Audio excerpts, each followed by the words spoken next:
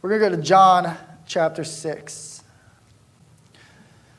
When evening came, hold on. You've heard this story, right? I mean, Jesus walks on water. You've heard it. You know what to expect. You know what's going to come.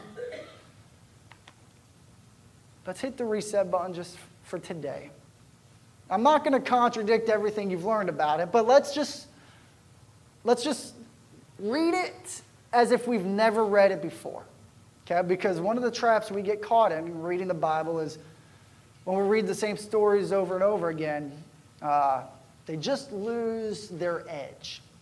Okay? So my challenge to us this morning, let's approach it like we've never read it before.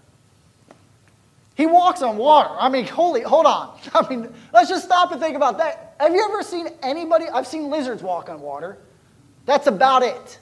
Jesus walks on water. So, I mean, this is kind of cool stuff, too. When evening came, his disciples went down to the sea, got into a boat, and started across the sea to Capernaum. It was now dark, and Jesus had not yet come to them. The sea became rough because a strong wind was blowing. When they had rowed about 3 or 4 miles, they saw Jesus walking on the sea and coming near the boat, and they were frightened. But he said to them, "It is I, do not be afraid." Then they were glad to take him into the boat, and immediately the boat was at the land to which they were going. Father God, may we see so clearly the face of your Son this morning. Fear is such a strong emotion.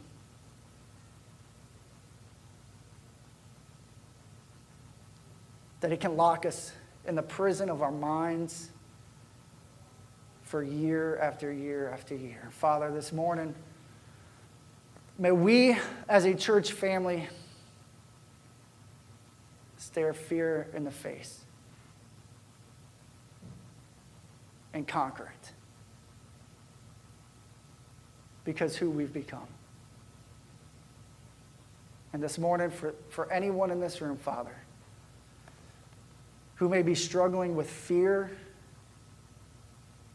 and the emotions related with it, anxiety, worry, concern, may this morning be a breath of fresh air as they find new freedom in their faith in your Son. We worship you by proclaiming your Son is Jesus Christ. Amen. 1945, the Second World War was coming to an end.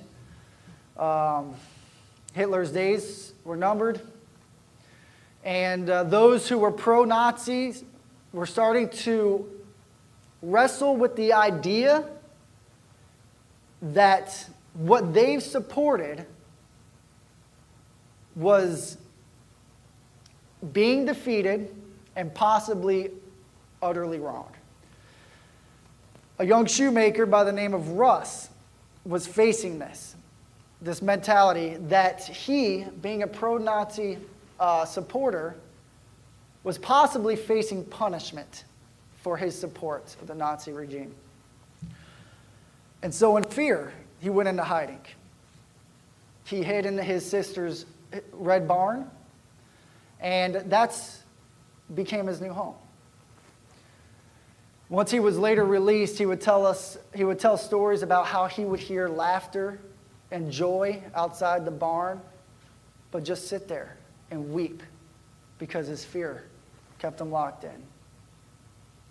He couldn't enter into that joy. He couldn't enter into life because fear became his prison. Well, Russ hid day after day, month after month, year after year, decade after decade. 32 years he hid because of fear. It wasn't until someone finally discovered him and told him, hey, the war is over.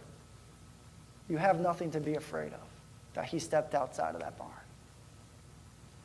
And for you this morning, you may not have a physical barn you're hiding in, but it is quite possible that fear has driven you to a place of seclusion.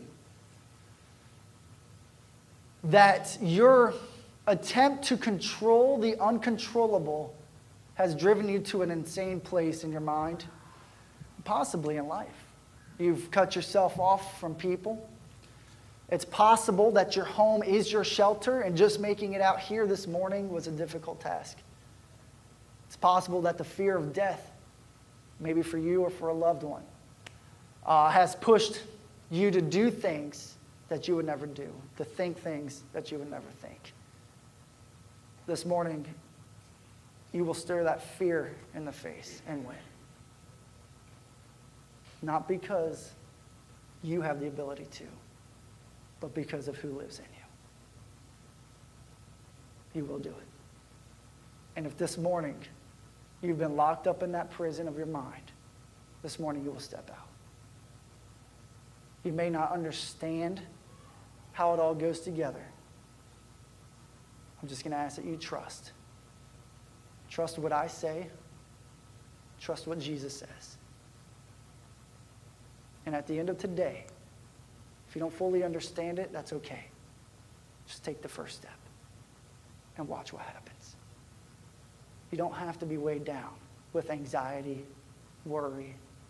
You don't have to be locked up in a prison of fear anymore. And yes, this is coming from Jesus walking on the water.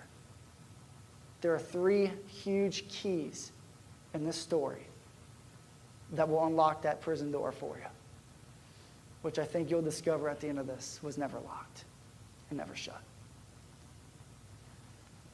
I think your enemy wants nothing more than you to believe you've been locked up.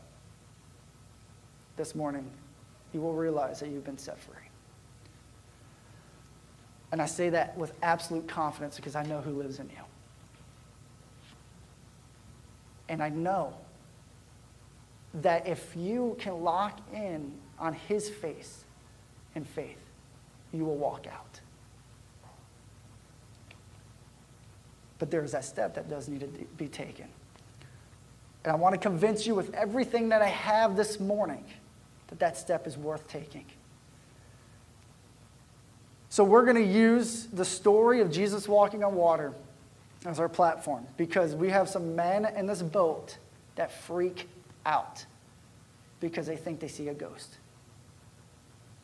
And on top of that, if you look at the surrounding situations in their lives, you may begin to understand why they thought the Son of God was a ghost and that he was the catalyst to their fear. But here's what we got to do. We've got to spend some time unpacking this by looking at Matthew and Mark's version of this story. Okay? All right, so we look at John, and John gives us some details. Let me read through this real quick again, and then we're going to go look at Mark, and then we're going to look at Matthew. Because they bring out, each one of them brings out details of the story that when we look at all 3 of them together, we get a very good picture of what took place on the water that night. When evening came, his disciples went down to the sea. Okay, so let's just grab details as they come. It's evening time. The sun is setting, or it's possibly already set. But John is showing us it's evening. What just took place? The feeding of the 5,000. All right, these guys, look, when we feed us here, the size we are, I go home and I hibernate for 4 hours. That's how tired I am. They just fed 5,000 families on the whim. Okay, so these guys are probably a little bit tired, heading to Capernaum to get some rest. But they've got to get there. All right, so it's evening time. Jesus, these guys are at the sea, got in a boat, and started across the sea to Capernaum. It was now dark. So John now shows you it's dark. So all your pictures of Jesus walking on the water and these guys in the storm boat in the daytime, wrong. It's dark. If you've ever been on the water, in the river, on the ocean, when it's dark, you know how dark it is. It is dark. You cannot see feet in front of your boat. And I've been out there a couple times, and to be honest, that in and of itself is a frightening thing. So here they are. It's dark. They're on the sea. Jesus had not yet come to them. The sea became rough. All right, so they didn't cast out when it was rough. It became rough. A strong wind was blowing. When they had rowed about 3 or 4 miles, they saw Jesus walking on the sea, coming near the boat. Okay, so just a couple more details. So the wind is blowing, and blowing real hard. The sea is rough. They've gone 3 or 4 miles, and Jesus starts walking towards the boat. And coming near the boat. And they were frightened. Well, why were they frightened? Because Jesus is walking towards the boat. You don't have that detail here. You probably know because you've heard the story from Matthew and Mark. But he said to them, "It is I, do not be afraid." If you got pens, write that phrase down. It is I, do not be afraid. Underline it in your Bible. Make a huge note. Just make that stand out. It is I, do not be afraid. It just sounds weird, too. It is I.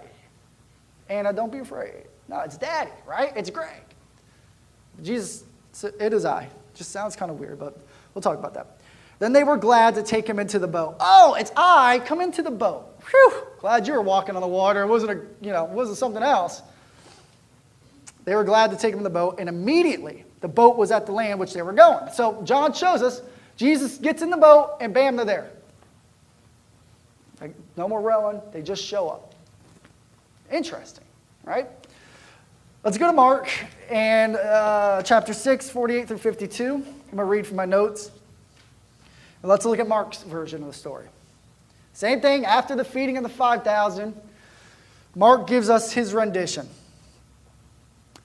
And Jesus saw, I'm going to pick up at verse 48, which is partway through the story, and he saw that they were making headway painfully, for the wind was against them. So Mark gives us a little bit more description of the fact that they're putting out a lot of effort to move the boat forward. At about the 4th watch of the night, he came to them. All right, now Mark is giving us a time frame. John tells us they got in the boat at evening. It was dark. Mark is giving us 4th watch of the night, which is 3 to 6 o'clock in the morning. Let's just do some quick math here. If the sun sets about 7, let's just peg this at 3 o'clock to be conservative. 7 hours, all right, what is that, 8 hours of rowing, 3 to 4 miles. At best, they're going a half mile an hour. I don't know if I can walk this slow. It's pretty slow. I don't have my speedometer on, but I'm guessing it's about that speed. The point is, they're not going far fast. All night long. They just had a long day. Mark shows us they've been rowing all night. And we're not talking like fire up the trolling motor. We're talking like everything you have just to get a half mile per hour. I think it's safe to say they were exhausted. Possibly going on maybe 24 hours of no sleep. The sea became rough because a strong wind was blowing. Back to Mark 6. This phrase makes me laugh. About the 4th watch of the night, he came to them walking on the sea. He meant to pass by them. That Jesus meant to pass by them. Now, okay, hold on. This is where the details start to come together. And it's actually kind of a funny thing. John shows us Jesus is near the boat.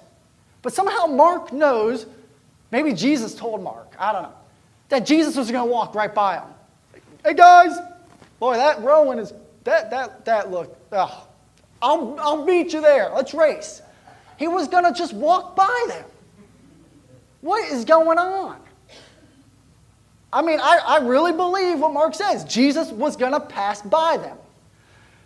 Let's back up to the story before this, the feeding of the 5,000. We had a boy who had a lunch. Jesus, take my lunch. I'm not really concerned about how I'm eating tomorrow. It just doesn't come in my mind. Just take my lunch. Philip, on the other hand, Philip, how are we going to handle feeding 5,000 people? It's not going to work. It's just not going to work. Something in me tells me, with the disciples in the boat and Philip in the boat, test number 2. Are you going to ask me for help? It couldn't be any more clearer that I could get control of the situation. I'm walking on water, so I'm going to just walk by you and just see, do you ask for help? Kind of my thought here.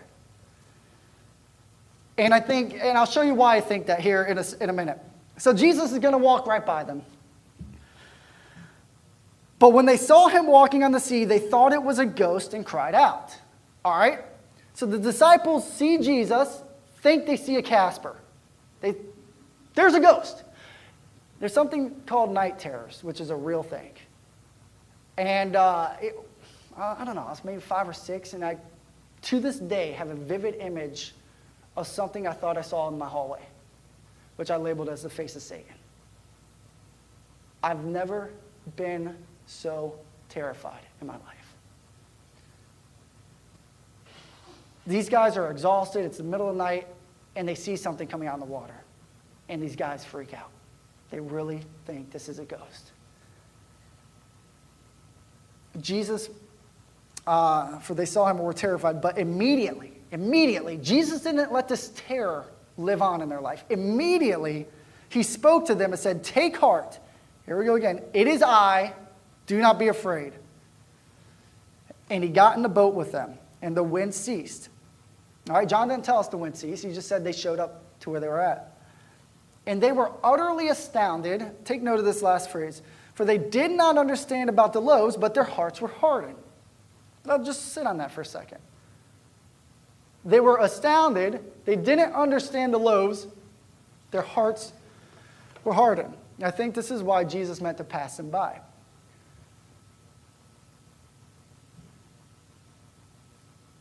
There comes a point in your faith where Jesus, God doing the miraculous, shouldn't astound you anymore. It should be what you expect.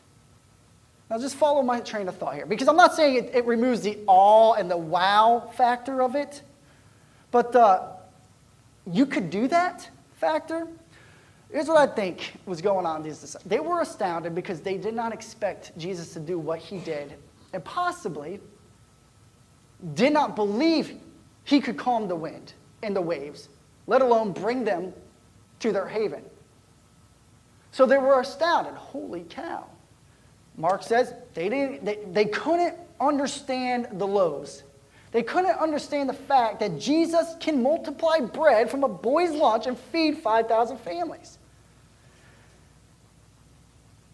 So this is why I believe they were astounded. Because Mark says their hearts were hard. They just could not wrap their hearts around faith and the fact that Jesus can do the impossible. So just an interesting detail that Mark inserts here. Maybe one day, and I hope, you see Jesus work all the time in your life. But your astoundment, like, wow, didn't know he could do that, didn't expect that, turns into worship. I expected that, but it still blows me out of the water. And I believe Jesus walking right by them shows us just where they were at in their belief in what Jesus could do for them. Let's go to Matthew now. 14. We're going to start at verse 22. And go to verse 33. All right, we got more details here. He made the disciples get into the boat. Jesus told the disciples, go into the boat. Jesus knows a storm's coming. I mean, this doesn't take him by surprise. He sets his disciples up to be out in the sea when the storm hits. He made his disciples get into the boat and go before him to the other side. So maybe there was a little pushback from the disciples. Can we just hang out here and sleep for the night? Or the clouds are building. Maybe it's not a good idea. We understand the weather and what's coming in. No, you need to get out in the water. And after he dismissed the crowds, he went up on the mountain by himself to pray. Now remember the background here. If you were here last week, you got it. John the Baptist just died. Right? They went to a place to be by themselves. But the crowd followed them, and Jesus put down his needs and what he wanted to do, and he ministered to the crowds. And you still see Jesus needing that moment with him and his Father to process my assumption, the death of his cousin. We're only talking 12 hours later, at best. I mean, these are circumstances that are chronological now in John, in Matthew, and in Mark. They get the news John the Baptist dies. They go to be a place by themselves. The crowd follows. They feed them. They send the crowd away. Jesus goes up to a mountain to pray by himself. He wants to be alone. He sends his disciples away. When evening came, he was there alone. Matthew wants you to know Jesus was on that mountain alone, not a soul around. But the boat by this time was a long way from the land, beaten by the waves, for the wind was against them. Jesus is still up on the mountain praying. Storm is down on the sea. His buddies are in the boat, weathering the storm, and Jesus being selfish. He's got the answer to the storm, and he's letting his disciples weather it as he prays. There's purpose for his disciples in that storm.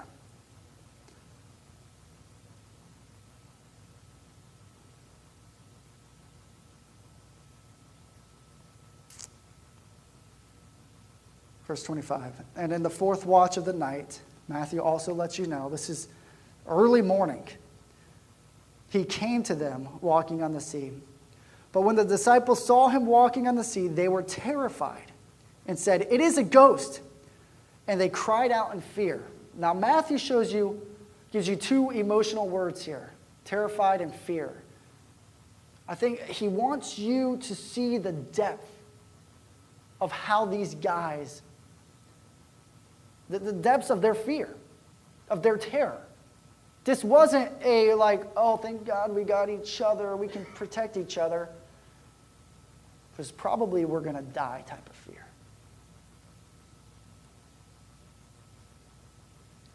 And they cried out in fear, but immediately Jesus spoke to them. "Take heart, it is I, do not be afraid." One detail in there that is consistent in each story. It is I. Do not be afraid. Now Matthew goes one more step that John and Mark hasn't put in this. Peter answered him, "Lord, if it is you, command me to come to you on the water." Now remember, it's dark. They think they're seeing a ghost. They hear a voice, "It is I, do not be afraid." They don't have a visual confirmation that's Jesus. They've only heard it. And Jesus is walking close to the boat. Peter says, "Well, if it's you, tell me to come to you, and I'll come." So Peter's looking for confirmation by, you give me your word, give me your voice, command me, and I should be able to come to you on the water. And that will tell me it's you. And Jesus says, "Come." He does, no, it is me. Come on, don't put yourself in harm's way. It's pretty rough out here. I'm having a hard enough time staying on top of these waves myself. He says, "No, Peter, get out on the storm. Let's walk this together. Come." One word, come. Peter gets out of the boat. He gets out of the boat. This shows something about Peter. And as times reckless and, I don't know, he got out of the boat. He got out of the boat. You do that on a Disney cruise ship, they're stopping the ship and going back for you. You don't get out of the boat. Not when you're looking at death in the face. You don't get out of the boat. He got out because he believed it was Jesus. It's just incredible. Pitch black. Listening to the voice of Jesus, got a fuzzy vision that there's someone out in the water. I'm going to you. So Peter got out of the boat and walked on the water and came to Jesus. I bet you every step. John, could you do something for me? Could you just stand in front of those double doors? You're my Jesus. Thank you. I guarantee you every single step Peter took, he did not take his eyes off Jesus. He didn't stop to look at the sights. He didn't stop to look at the waves or the wind. I guarantee you every step.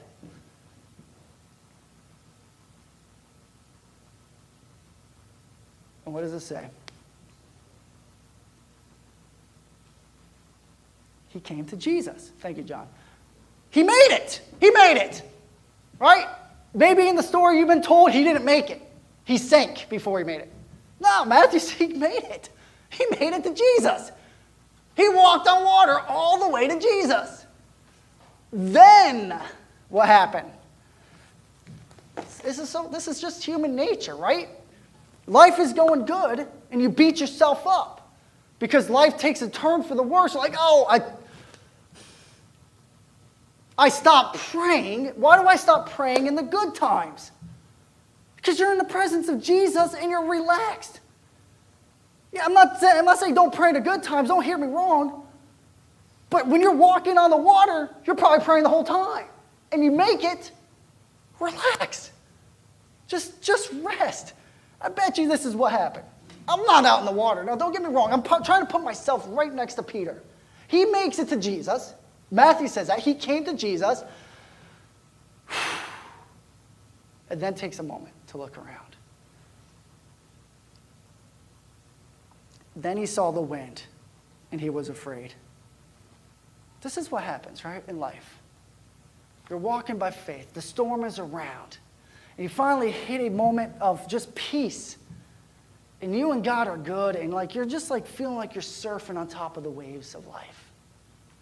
And then something hits, and you start to sink. He was afraid. Man, do you see the emotion running in these guys? Terror, fear, afraid. And beginning to sink, he cried out, "Lord, save me." Jesus stopped and said, "Oh, you have little faith." No. Let's get this in order. Jesus immediately reached out and grabbed him. I think we tend to here's what we tend to do. You see, you're sinking. What is God teaching you about faith right now? Reach out and grab the guy, right? I mean, Jesus pulls him up. He saves his life, immediately responds to the cry for help. And then he says, "Oh, you have little faith. Why did you doubt?" Don't let the people sink around you while you give them the lessons of faith in Jesus. Would you rescue them? You got people in your life who are crying out for help. Maybe just, why did you sink? Did you take your eyes off Jesus? We're too worried at times about getting the lessons across. Peter had gone straight to the bottom of some of our churches. Well, that's your problem. Not enough faith there, guy. Jesus, he saves his life first. He saves his life. He saves his life. Just can I encourage you? Maybe just in our family, in this church, you see someone sinking, could you just please save their life? They might be my friend. I would miss them dearly. Maybe you just see them sinking emotionally, and you feel like they've lost control. Would you save their life? Would you just, let me be your ear? And then, when they're back on top, and the heart rate has slowed down just a hair, why did you lose faith? Just remember the order here. It wasn't the lesson, then the saving. It was the saving, then the lesson. It's just something practical to take from this. Jesus immediately reached out his hand and took hold of him, saying to him, "Oh, you of little faith, why did you doubt?" So something happened in Peter that caused him to sink. He doubted. That was the cause of his sinking. When they got into the boat, the wind ceased, and those in the boat worshipped him, saying, "Truly you are the Son of God." One more detail that we didn't see. Disciples worshiped Jesus when he got in the boat. Praise God from whom all blessings flow. I don't think that happened. I think it was, holy cow, you're the Son of God. I don't think there's a better definition to worship than putting God on the throne he belongs and his Son. on the throne he belongs. That is worship. Everything else flows from a heart and a mind that believes that. That was my audition, Mark. Hey, just when I'm in here by myself, I'll fire up music, fire up a mic, and boy, I shred this place. I did this morning. Y'all were late in coming, so I took advantage of. I really do, by the way. Back to John 6, 16 through 21. Just get John's story again, because we're in John. When evening came, his disciples went down to the sea, got into a boat, started across the sea to Capernaum. It was now dark, and Jesus had not yet come to them. The sea became rough because a strong wind was blowing. And when they had rowed about 3 or 4 miles, they saw Jesus walking on the sea, coming near the boat, and they were frightened. But he said to them, "It is I, do not be afraid." Then they were glad to take him into the boat. Immediately the boat was at the land to which they were going. One more time, now let me give you my rendition of the story, taking all three, putting them together. You're now like, okay, I've heard the story now 3 times, 4 times today, actually 5. Can we move on to those 3 keys of walking out of this prison? We need details. We need to know what took place. We need to put it all together, because if you can understand how their fear was conquered, then you know today how to walk out of that prison. All right, so John the Baptist dies. These guys want to go and be by themselves and process. However they do that, specifically Jesus. The crowds follow them. Jesus takes a moment, talks to Philip, Andrew, maybe some of the other disciples, says, we got to feed these guys. It's getting late. How do we do this, Philip? Philip says, I don't know how to do it. There's a young boy in the crowd. Somehow, some way, he says, you can have my lunch. Feed the 5,000. Jesus tells the disciples, get in the boat. You need to go. I need to spend some time by myself. So the disciples get in the boat. Jesus dismisses the crowds. He goes up to the mountain to pray. A couple hours later, he comes off the mountain, and the boat's already far away from the land. The sea's already picked up. He walks out onto the sea. He walks towards the boat with the mentality of walking all the way to Capernaum. But as he's walking, he's getting ready to pass by them. He's getting close to the boat. The disciples in the boat are exhausted from rowing. They see Jesus, think it's a ghost. They freak out, verbally freak out. I don't know how they cried, but they cried out aloud. Jesus hears that, tells them, it is I, do not be afraid. Peter says, well, if it's truly you, tell me to come out on the water. Jesus says, come. Peter goes, he walks to Jesus, has a moment of doubt, begins to sink. Jesus rescues him, gives him a quick lesson on faith and doubt. They get back into the boat. The wind ceases.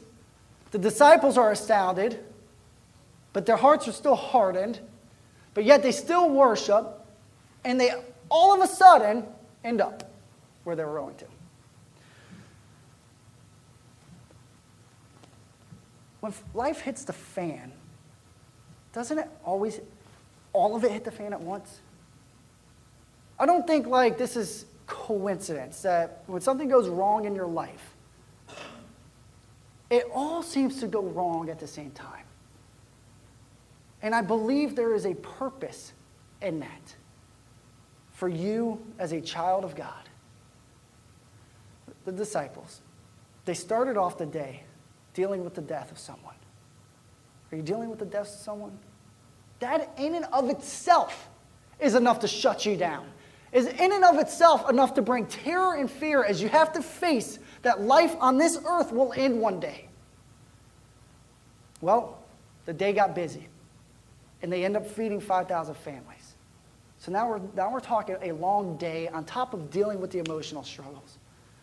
Now Jesus says, their leader, get in a boat, row 4, 5, 6 miles to that place. I guess that's where you're going to rest. So now they had a long night ahead of them. On top of that, a storm comes, and it's beating the boat up. And if you've been in a boat when it's choppy out, you know, and if you've been in there for hours and hours, you know how much that beats up a body. And they're sitting and they're rowing and they're rowing. Their body is just being beaten and beaten and beaten. Now they're dealing with death, exhaustion, and physically fighting a storm. And on top of that, night terrors. Jesus walks out of the water and they think they see a ghost.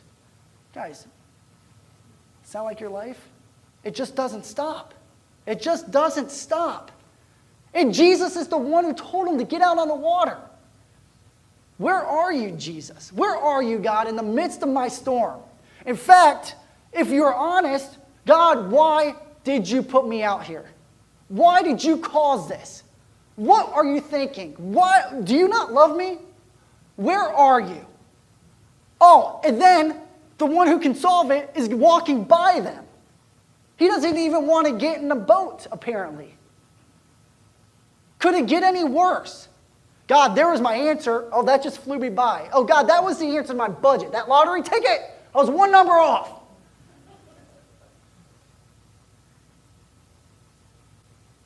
And then the fridge breaks. It's always the fridge, isn't it? It's always the fridge goes down. And here is what we do. I got to put out a fire.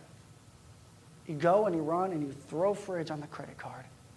All right, fire put out. I'll deal with that credit card payment later. You come home and you pull out the other fridge to realize it was just unplugged. Don't tell me this hasn't happened to you. I mean, maybe it wasn't a fridge, maybe it was a toaster or something. And you've gone and you try to take control in the midst of your storm, and you've just gone and made it worse. So let's just ask the real question. God, where are you in my storm right now? Where are you? And why are you allowing it to happen? If you truly see me as your son or daughter, then why are you allowing me to be beaten up day in and day out? And for some of you, you've lived in fear for 32 years. You've been captivated by the emotions of fear, and you just cannot walk away from it. And you've tried, and you've tried, and you've tried, and you've tried, and you've stirred yourself crazy to the point of hiding in a barn for 32 years, because that is your answer. Or maybe your answer was credit cards, and your credit card debt is out of the roof, and that's sinking you, because that was your answer. Or your answer is 1,000 prescriptions to try to take away every pain. Why the storm for so long, God? Why? Thank God he's given us answers. And Romans 5 is very clear that the storms of life are not God's way of punishing you. Listen to me. Listen to me, because I've heard this over and over again. The answer to fear is to fear God. Our little cliches in churches that float around that have no bearing on you. Jesus, hey man, your answer to fear is to fear me. And I understand what's going on behind that word fear, and it's a play on of words, and like it's really to worship God. But come on, why are you going to use the same word in which you're trying to beat down associated with God when Jesus' only his attempt here in the water was to calm the fear immediately. Every time they became terrified, immediately calm that fear. I understand the different uses of the word fear. But for the sake of not being clever and using speech that just makes, is fun and is catchphrases, to me, let's not associate solving fear with fearing God. That sends you off in a wrong direction, because here's what you can begin to think. Well, then the storm is his punishment. Why would you want to look in the face of someone who causes you fear?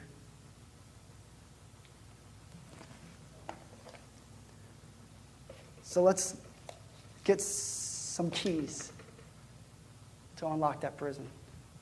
Let's pull them out from here. Maybe you already have them. Maybe God has already worked it in your heart. And if he has, then where I'm going next, maybe it doesn't apply to you.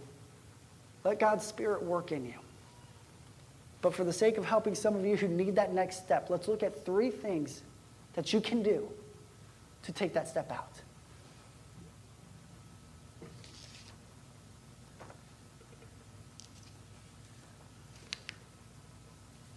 Number 1, Jesus walks on top of the stormy waves of your life because he is in complete authority of them, not the other way around. He created the storm. That storm is held together by the hand of Jesus Christ. Every wave that forms and every wind gust that blows is held together and under the authority of Jesus Christ. Now look, you can take that and go in the wrong direction, and that can cause anger in you.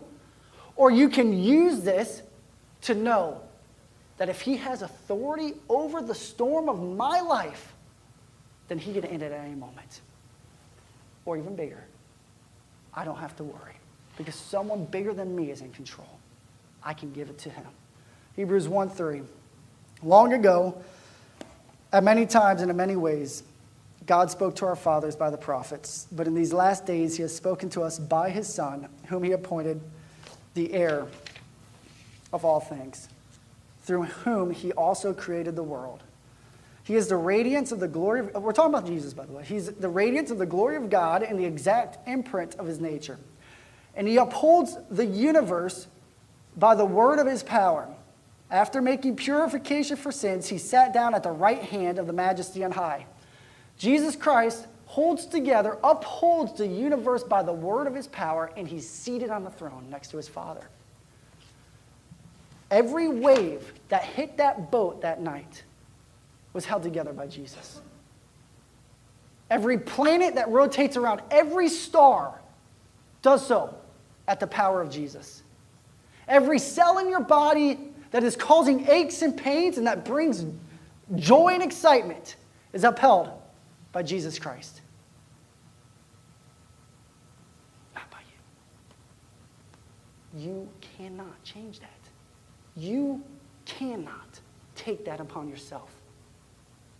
And so knowing the truth that Jesus Christ is an authority of all things, even though you can't reconcile how you're suffering and Jesus, a God of love, fully fits together, even though that's quite a mystery, to understand that he is an authority of all things and no storm hits you without him giving consent can be the first step out. There's not a wave that's hit you this week, a wind that's knocked you down, a piece of information that has escaped the sovereignty of Jesus Christ.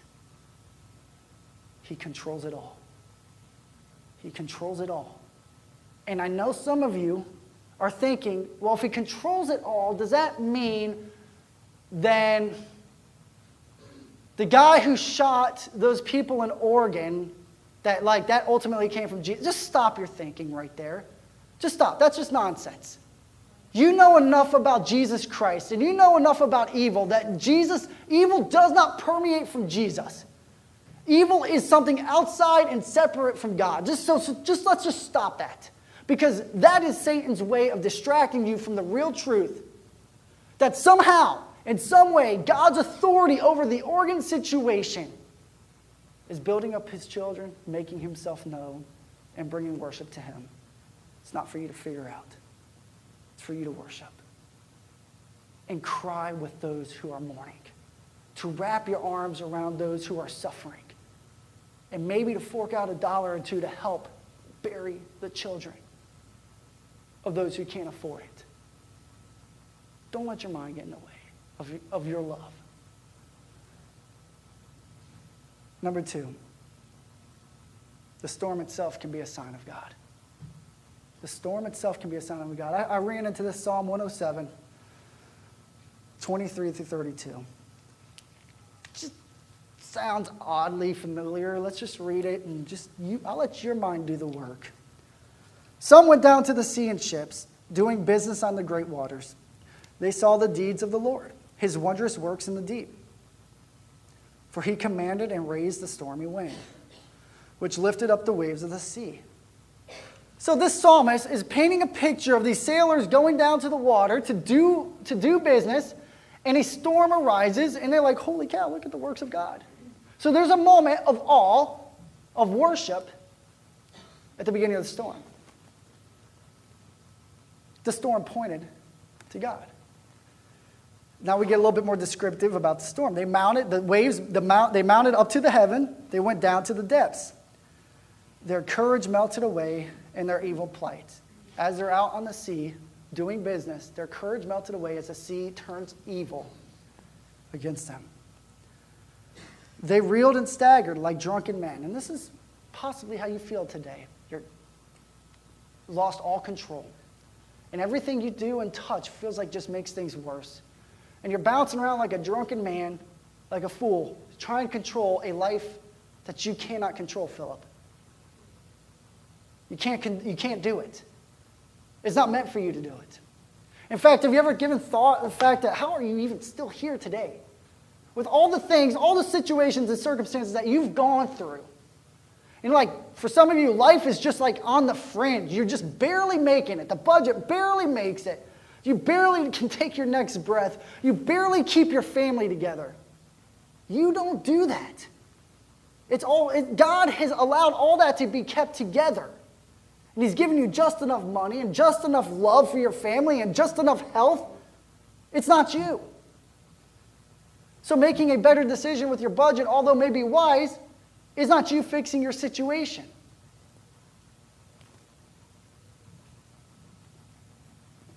These drunken men, they reeled and staggered like drunken men. They're at their wits' end. Just don't know what to do anymore. Hands up, I give up. Then they cried out to the Lord in their trouble, and he delivered them from their distress. He made the storm be still, and the waves of the sea were hushed. Now, verse 30. Then they were glad that the waters were quiet, and he brought them to their desired haven. Does it sound like the story in the New Testament? Is it possible that this is about Jesus and a foreseeing of what happened on the Sea of Galilee? Sure, absolutely. I mean, to me, the details are too similar to like, oh no, this is just coincidence. Storm came up. They were terrified. He calmed their fears, and he brought them to where they were headed. But the storm itself, at the beginning of this storm in the Psalms, they recognized that God was Lord of the storm. And you probably were there at one point in your fear. And then the next thing happened, and the next thing happened, and the next thing happened, and then the fridge broke. And that all wonder turned into staggering around like a drunken fool, trying to fix what you can't fix. So then why does God allow this? Why does God allow Philip to look at feeding of 5,000? And let's just pick on Philip. Philip's in that boat, I guarantee it. Why does he allow Philip to go through something else that's a God-sized problem? He is turning Philip into a beautiful son. He wants Philip to become more and more like him. And so he allows Philip to weather the waves of life because, one, he knows the end result of that storm. Two, he upholds Philip. Insert your name to Philip's name. Three, the faith of Philip is more important than his temporary comfort. Because it is the faith of Philip that will anchor him in the next storm to come. So the Father's more concerned about Philip's heart and him getting beat up by some waves on the sea, which he has control of. But Greg, what if he dies? Just stop with the buts. Just stop. Philip's in a much better place if he dies. He's reached the end of his hope and the glory that was to come. You see, all these buts, your mind is oriented wrong. You're thinking that death is a bad thing. You're thinking that death is like, yes, it's sad and it's mourning, but for a child of God, it is a wondrous thing. And for those who don't know the Lord, sorry, I don't have an answer for you right now. But I still believe that my Father and his Son are in control of the storm, regardless of the results. Point number 3, it is I. Do not be afraid. Just, Jesus, use your name. Come on, be a little bit more specific. I as in Casper? I as in like, I don't know. I mean, I could be anybody. Well, he is specific. And you don't see it in your English Bible. Once again, I mean, it's just translating Greek to English. I mean, it's hard. Specifically, it says, it is I am. do not be afraid. All three gospel accounts say, it is I am, do not be afraid. Well, that just sounds weird too, unless you go to Exodus 3, which, oh, by the way, John said Moses wrote of Jesus, which the feeding of the 5,000, John showed us at the end of it. Part of that story in John's book was to show you that all 5,000, or at least the general consensus was, oh yeah, he's the dude Moses wrote about. And now we have another story where John's pointing out, oh yeah, there he is in Moses again. If you didn't hear that sermon, go back a few weeks. I forget what I titled it, but there's a picture of the Aleph Tav in Hebrew, and listen to it. And you'll see where we're going and how incredibly huge this is. That the Old Testament is a story of Jesus that points to Jesus, witness to Jesus. And until you see it from that perspective, you will struggle with law and grace and how it comes together. Exodus 3:13 through 15, the burning bush. Then Moses said to God, if I come to the people of Israel and say to them, the God of your fathers has sent me to you, and they ask me, well, what is his name? What shall I say to them? Well, God said to Moses, I am who I am. You don't know. It's just God to you, right? But you probably think God the Father. Maybe right now you're thinking God the Son. Maybe you should just think, well, they are one, so the name applies to both. In John 14, we'll get to that. Their nature's one. The Holy Spirit, they're all one. They're one. You can't separate them. Like, it's not like Johnny Smith and, Susie Carlson. They're one. They're one. I am who I am. God said to Moses, my name is I am who I am. And he said, say this to the people of Israel, I am has sent me to you.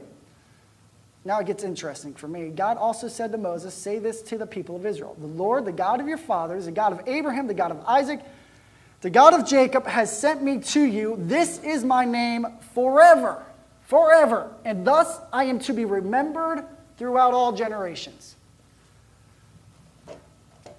Now, I did my homework to make sure that this is a legitimate jump from John and Matthew, Mark to Exodus 3. The Greek in the New Testament is ego eimi, I am. Okay? The Hebrew, the Septuagint, is the Greek translation of the Hebrew written about 300 BC. Is the exact same phrase in there. Ego eimi in Exodus 3. Jesus gives them his name. Do not be afraid. It is I am. It is I am. You think, why could Peter say, well, then tell me to walk on the water? Because the God of his fathers, Jacob, Abraham, Isaac, he's commanding them to come out.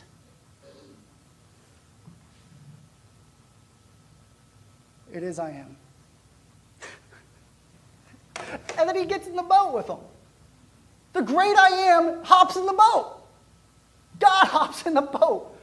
I mean, could that not be any cooler for them guys?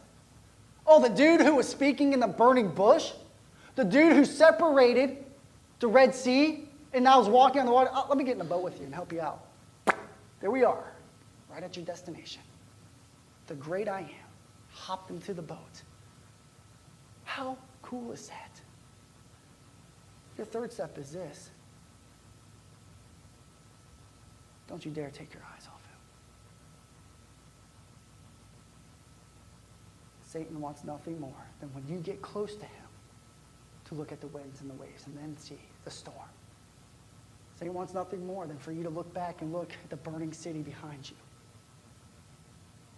So don't you dare take your eyes off the one who upholds the universe and is in the boat with you.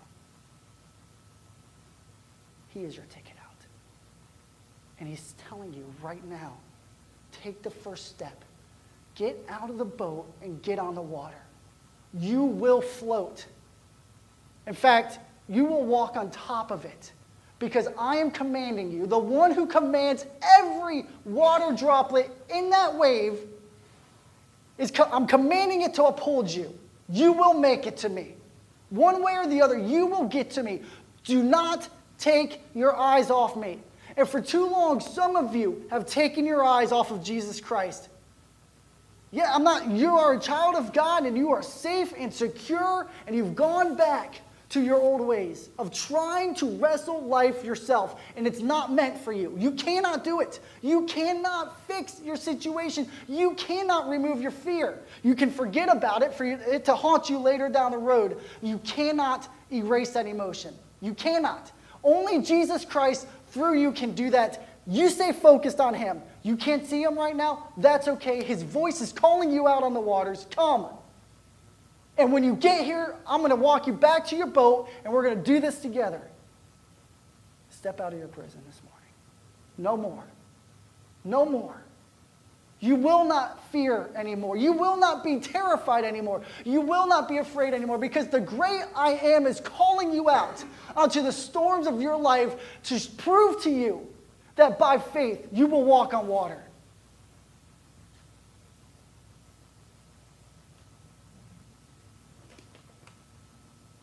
Sometimes the Lord calms the storm.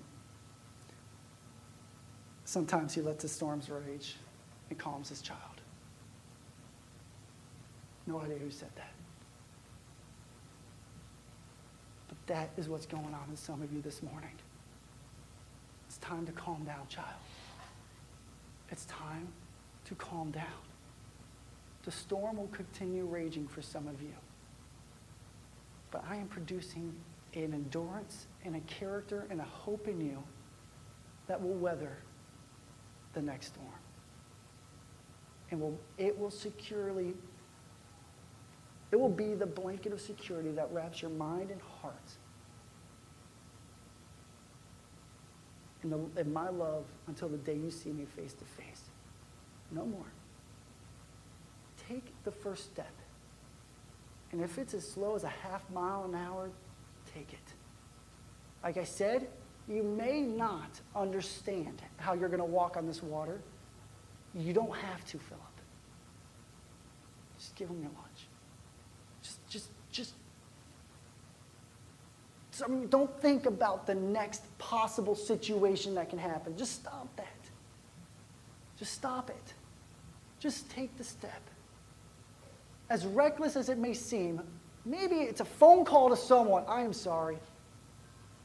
Maybe it's my budget doesn't make sense, but I'm not losing sleep over it anymore. I've done what I can. Maybe it's God. I am so sorry that I've lost my faith, that I have taken control of what you need to take control of. Or maybe it's, you are the Son of God.